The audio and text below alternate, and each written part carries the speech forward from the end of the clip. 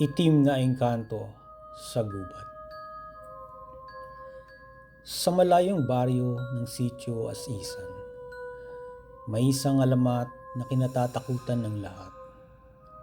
Ang itim na engkanto ng gubat. Sinasabing sinumang maligaw sa gubat ng kagubatan, pagsapit ng dilim ay hindi na muling makakabalik.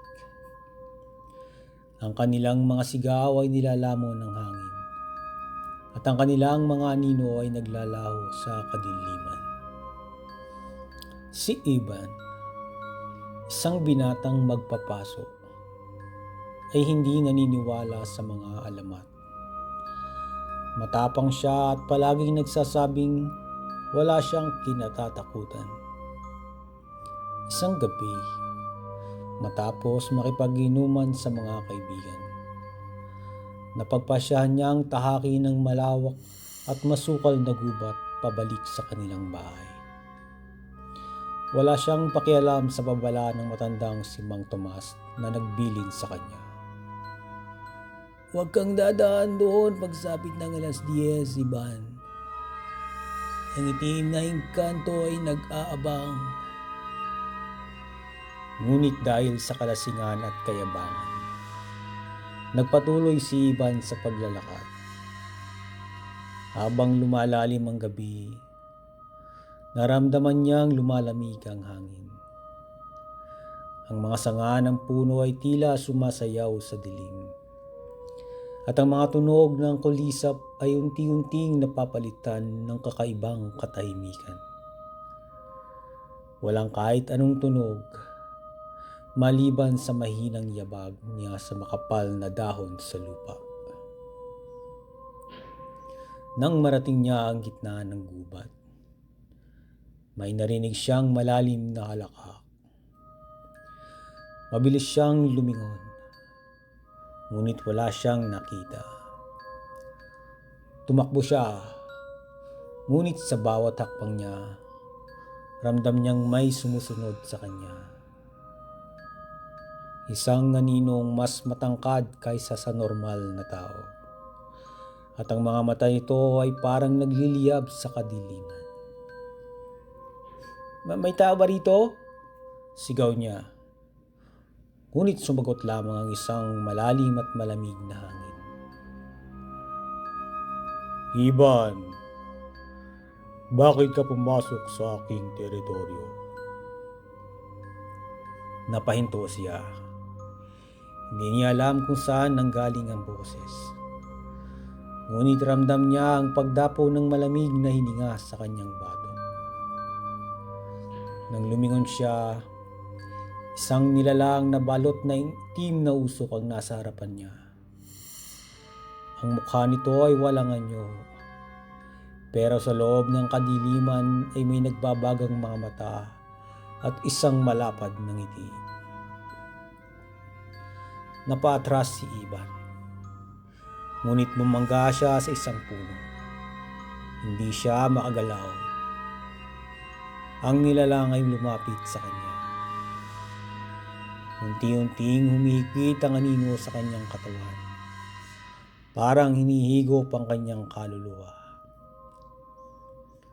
Sumisigaw siya, ngunit walang tunog na lumalabas sa kanyang bibig. Ang kanyang katawan ay unti-unting nanghina at ang kanyang paningin ay nagdilim. Bago siya tuluyang mawalan ng malay, narinig niya ang tinig ng engkanto. "Ngayong pumasok ka sa aking kaharian, hindi ka na makakaalis." Nagising si Ivan sa isang madilim na kuweba. Ang paligid ay puno ng mga bungo at buto ng iba't ibang nilalang. Tao, hayop, at hindi may paliwanag ng mga nilalang na may kakaibang hugis ng bungo. Pilit niyang inalala kung paano siya nakarating doon. Ngunit ang huling natatandaan niya ay ang itim na engkanto na sumasakal sa kanya. "Meron bang tao rito?" Mahina niyang bulong. Nanginginig ang boses sa takot. Ngunit imbes na sagot, isang malamig na hangin ang humaplos sa kanyang pisngi. Maya-maya, may narinig siyang mga yapak na lumalapit sa kanya.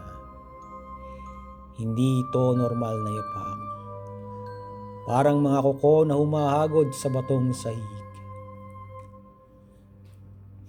Dahan-dahan siyang gumapang palayo. Pilit hinahanap ang labasan. Ngunit sa tuwing palapit na siya sa isang tila bukas na lagusan, isang malakas na alakak ang maririnig niya.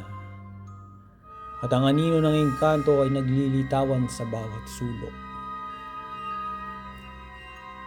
Iban, gusto mo bang makalaya? Bumulong ang tinig sa likuran. Napalingon siya at nakita ang itim na engkanto. Nakatayo sa kanyang harapan. Mas malaki at mas nakakatakot kaysa dati. Ang anino nito ay gumagalaw na parang usok. At ang mga mata nito ay lalong nagniningning sa kadiliman. "Pakawalan mo ko!" sigaw ni Iban. Pero natawa lang ang engkanto. "May kapalit." Anong kapalit?" Nanginginig niyang tanong. "Kaluluwa mo o kaluluwa ng iba?" Sagot ng engkanto. Ang boses nito ay tila dumadagundong sa buong kuweba. Alam ni Iban na wala siyang ibang pagpipilian. Kung hindi siya magsasakripisyo ng iba, siya ang magiging susunod na biktima ng nilalang na ito. Ngunit sino ang isasakripisyo niya? Naalala niya ang kanyang mga kaibigan sa sitio Asisan. Sina Raul, Lakan at Josue. Sila ang mga kasama niyang nag-inuman kagabi. Kung dadalhin niya sila rito, makakalaya kaya siya? Gumalaw ang engkanto at itinapat ang isang itim na bato sa kanya. "Gamitin mo ito," anito. "Ilagay mo sa ilalim ng unan ng isang tao. At sa susunod na gabi, sila ang susunod na pupunta rito." Kinuha ni Iban ang bato. Nanginginig ang kamay. Hindi niya alam kung kaya niyang ipagkanulo ang kanyang mga kaibigan. Ngunit nang tingnan niya ang paligid, ang mga nakatambak na bungo, ang lumalalang halakhak ng engkanto, at ang malamig na hangin na parang yumayakap sa kanya, alam niyang wala siyang ibang pagpipilian. Isang saglit lang, nagdilim ang paligid.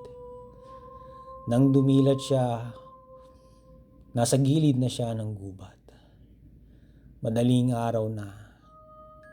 Hindi niya alam kung paano siya nakalabas. Ngunit sa kanyang kamay, mahigpit niyang hawak ang itim na bato. Bumalik siya sa sitio Asisan na parang walang nangyari. Ngunit sa kanyang panaginip, gabi-gabi niyang naririnig ang boses ng engkanto. "Iban, ang oras mo ay nauubos na. Sino ang isusunod mo?" At sa bawat araw na lumilipas, unti-unting nagdidilim ang kanyang anino.